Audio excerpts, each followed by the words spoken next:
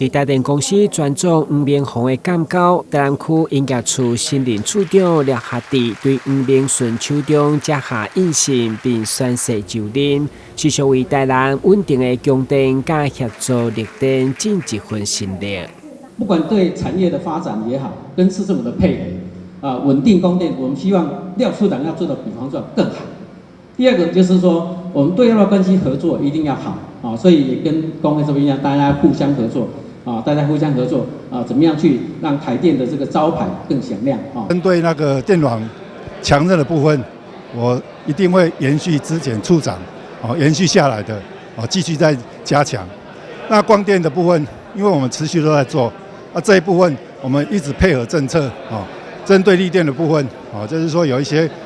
我們公司有一些該加強的部分，我們會持續來一直努力來加強。電力會中，台南市財稅局長李建賢嘛教場感謝台電在電力開發、供應民生用電以及配合市府活動加政策的重大貢獻，特別在台南市風台期間無病無日全力搶修的心得。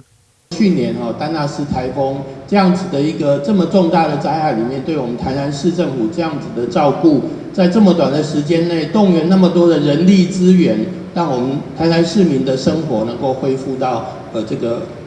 個正常的一個生活狀態，這個真的是非常的感謝。因為之前丹納斯颱風其實對嘉義、台南地區就是說那個影響很大，到電桿倒斷了大概有3000多隻啊。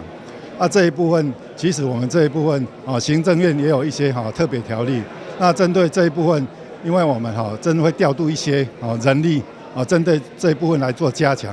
針對有一些防災的部分，我們會持續努力來做。會中為了感謝吳明順處長3冬外來努力，包括台灣區電氣工田工會以及台灣電力工會攏獻上紀念品。而台南區音樂處也針對於調任鳳山區各鄉祝福滿滿。處長一棒接一棒，佇這些民代貴賓的管理見證，擁有豐富資歷的廖學弟將全領團隊再創佳績，成為台南經濟發展的重要後盾。台南新聞阮子採訪報道。